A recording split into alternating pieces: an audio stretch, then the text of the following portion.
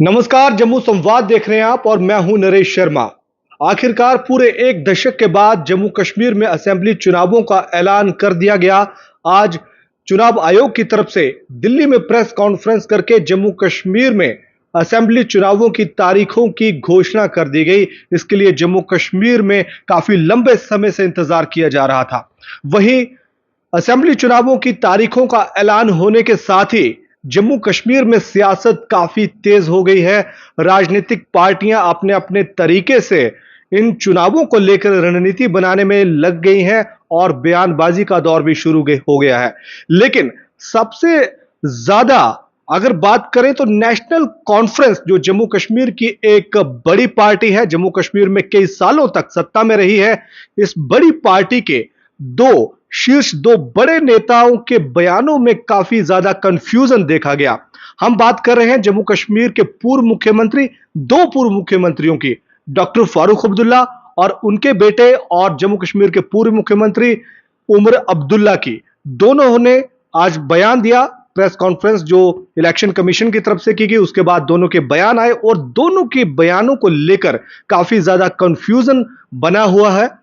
पहले बात करते हैं उमर अब्दुल्ला साहब की। उमर अब्दुल्ला साहब का कहना था कि उन्होंने यह अभी तय नहीं किया है कि वो असेंबली चुनाव लड़ेंगे या नहीं लड़ेंगे, क्योंकि उन्होंने ये कहा था कि जब तक जम्मू कश्मीर को स्टेटहुड नहीं मिल जाता तब तक वो चुनाव नहीं लड़ेंगे। लेकिन जब बयान आज उन्होंने मीडिया में दिया तो उन्होंने कहा कि 2-3 दिन में तय करेंगे कि वो लड़ेंगे कि ना लड़ेंगे, क्योंकि उनका कहना था कि उनकी पार्टी की तरफ से, पार्टी नेताओं की तरफ से काफी दबाव बनाया जा रहा है कि उमर अब्दुल्ला इलेक्शन लड़े। और दूसरी महत्वपूर्ण बात उन्होंने कही कि उनके वालिद यानी कि उनके पिता डॉक्टर फारूक अब्दुल्ला की एज काफी हो गई है, उनकी उम्र काफी हो गई है। ऐसे में उनका चुनाव लड़ना काफी जरूरी बताया जा रहा है उनकी पार्टी के नेताओं की तरफ से। वहीं डॉक्टर फारूक अब्दुल्ला की तरफ से ये बयान आया, उन्होंने कहा कि वो चुनाव लड़ेंगे, यानी कि डॉक्टर अब्दुल्ला चुनाव लड़ेंगे, उमर अब्दुल्ला चुनाव नहीं लड़ेंगे। इसके साथ ही उन्होंने कहा कि जब स्टेटहुड मिल जाएगा जम्मू कश्मीर को तो वो अपनी सीट छोड़ देंगे और उस सीट से उमर अब्दुल्ला को चुनाव लड़ाएंगे। तो काफी ज्यादा कंफ्यूजन बाप बेटे के जो बयान है उसको लेकर लग रहा है। इसके लिए हमारे साथ बातचीत करने के लिए हमारे सहयोगी ललित खजूरिया जी हैं। ललित जी, क्या आपको लगता है कि दो बड़े नेता, काफी दोनों नेताओं को इतना अच्छा खासा एक्सपीरियंस है, तजुर्बा सियासत का है, दोनों जम्मू कश्मीर के मुख्यमंत्री रह चुके हैं, क्या लगता है आपको कि इस कंफ्यूजन की वजह क्या है? कंफ्यूजन की वजह यह है कि इन्होंने सोचा नहीं था कि इतनी जल्दी चुनाव हो जाएंगे। सियासत उसी पर हो रही थी कि भारतीय जनता पार्टी जो है कि उन्होंने इंटरनल अपना सर्वे करवा लिया हुआ है। भारतीय जनता पार्टी जो है विधानसभा चुनावों में हार रही है, इसलिए ये चुनाव करवाने के लिए तैयार नहीं है। और जब बिगुल बज गया तो अब पिता पुत्र के जो बयान आ रहे हैं वो लोगों को कंफ्यूज कर रहे हैं। यानी कि स्ट्रेटेजी बनाने का मौका नहीं दिया केंद्र ने। कहाँ दिया? भारतीय जनता पार्टी तो 24/7 365 दिन सब तैयार रहते हैं कि हाँ जी इलेक्शन मोड में है। इन्होंने सोचा ही नहीं होगा। और देखिए, दोनों मुख्यमंत्री रहे हैं।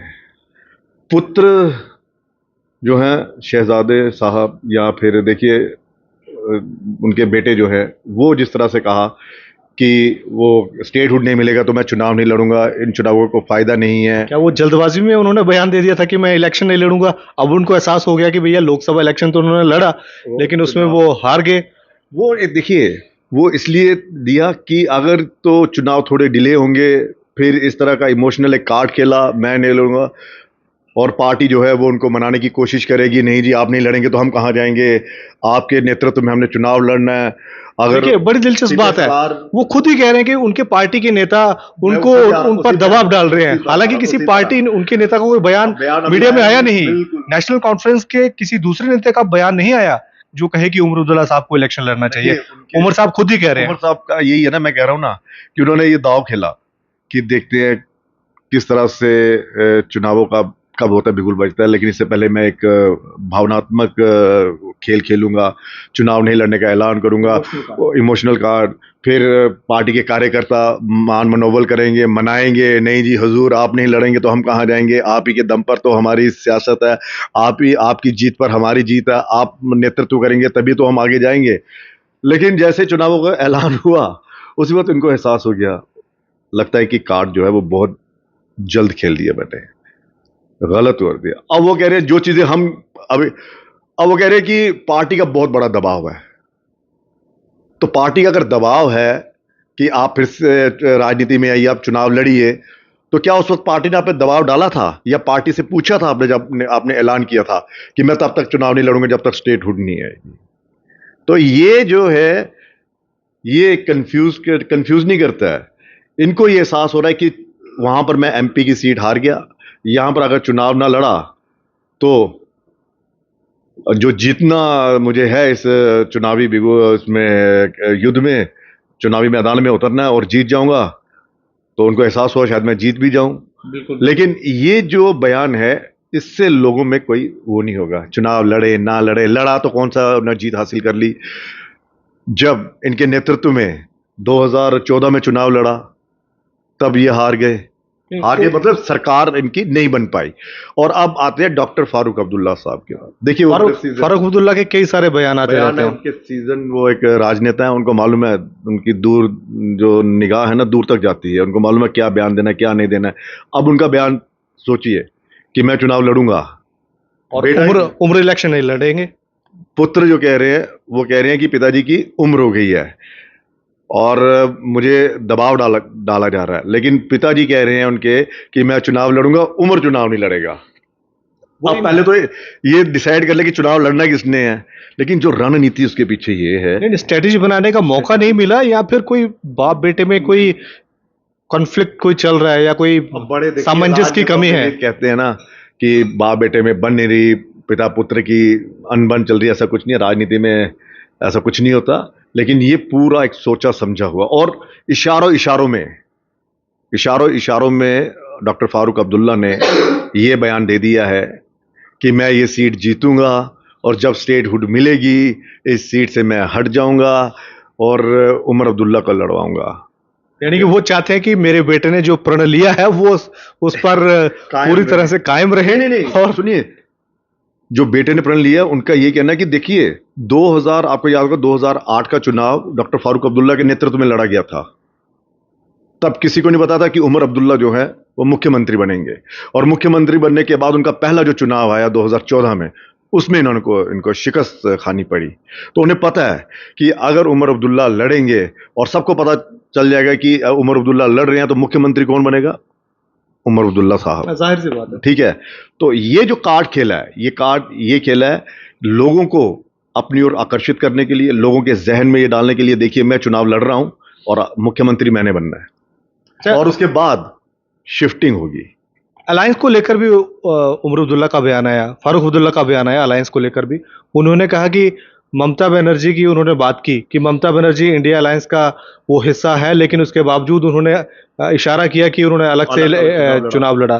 तो वही ये जो फार्मूला है जम्मू कश्मीर में क्या अपनाने जा रहे हैं कि भैया कहने को तो वो कहेंगे कि भाई हम इंडिया अलायंस का हिस्सा हैं, लेकिन पूरी सीटों पे खुद चुनाव लड़ेंगे। वो आपने एक फिल्म देखी होगी, मुझे फिल्म का नाम याद नहीं आ रहा, जॉनी लीवर की और गोविंदा की, तो वो कादर खान भी था। तो कादर खान पूछता है, वो ऐसी इशारा करता है, कहता है किसकी तरफ हो? दूल्हे राजा। वो कह रहे मैं आपकी तरफ हूं, कहता मेरी तरफ है, लेकिन ये 3 उंगलियां तो उनकी तरफ पे कर रहा है, तो है किसकी तरफ? तो ये हिसाब है यहां पर। अलायंस बताना नहीं है किसके साथ करना है किसके साथ नहीं करना है, लेकिन हाँ हम इकट्ठे, हम इंडिया अलायंस का हिस्सा हैं। देखिए इस चुनाव में भी तो देख लीजिए आप, पीडीपी जो थी वो भी तो इंडिया अलायंस का एक हिस्सा थी, लेकिन चुनाव अलग अलग लड़ा। उमर साहब कह रहे थे कि पीडीपी तीसरे और चौथे नंबर की पार्टी है लोकसभा इलेक्शन में, और इसलिए उन्होंने खुद से इलेक्शन लड़ा और पीडीपी को कोई सीट नहीं दी। इनका इंडिया अलायंस बड़ा जबरदस्त था। कांग्रेस हमेशा तीनों के साथ रही, लेकिन श्रीनगर में पीडीपी अलग हो गई। तो अलायंस तो देखिए मुझे लगता है प्री अलायंस से ये चुनाव लड़ेंगे सब। दिल्ली में जैसे दिल्ली में कांग्रेस और आम आदमी पार्टी का गठबंधन था और पंजाब में एक दूसरे के खिलाफ लड़ रहे थे। तो यही तो है, यही तो बात समझ में नहीं आती वोटर को कि ये यहाँ पे सूट करे वहां पे, यहाँ पे सूट करे वहां पे आपको अलायंस करना है, और यहाँ पे सूट ना करे। खागा पहला यही है राजनीति का कि कोई दुश्मन नहीं, कोई दोस्त नहीं, और दोस्ती हमेशा वक्त के हालात जो होते हैं ना, जो मौजूदा हालात होते हैं, उस वक्त क्या हालात होंगे उसके साथ दोस्ती की जाएगी। और अगर हालात ये कहते हैं उस वक्त के कि हाँ हमें ठुकराना है इनका न्योता, तो हम ठुकरा देंगे। देखिए, फारूक अब्दुल्ला का कुछ दिन पहले भी ये बयान आया था कि पहले चुनाव होने दीजिए, हमें जीतने दीजिए, फिर हम सोचेंगे हम किसके साथ अलायंस करेंगे। भाजपा या के फिर साथ हो उम्र, सकता या है। फिर उम्र का तकाजा है कि बुजुर्ग लोग कई बार बयान दे देते ना हैं। ना ना ना ना, फारूक अब्दुल्ला के साहब के बारे में आप कह रहे हैं कि उम्र का तकाजा है।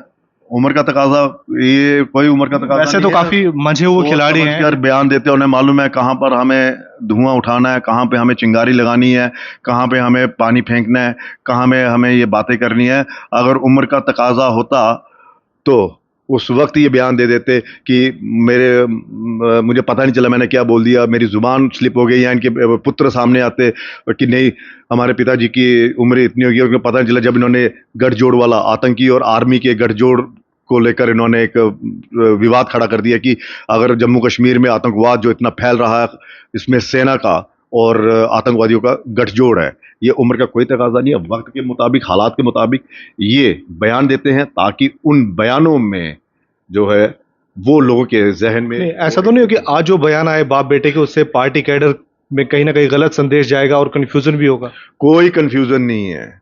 जो चाहते हैं कि उमर अब्दुल्ला ना लड़े और हम आगे आए, उनके लिए अच्छी खबर है। और जो चाहते हैं कि उमर अब्दुल्ला को आगे आना चाहिए और दूसरे फारूक अब्दुल्ला साहब को हटना चाहिए क्योंकि हम उनके लॉबी के लिए, वो खबर उनके लिए अच्छी है।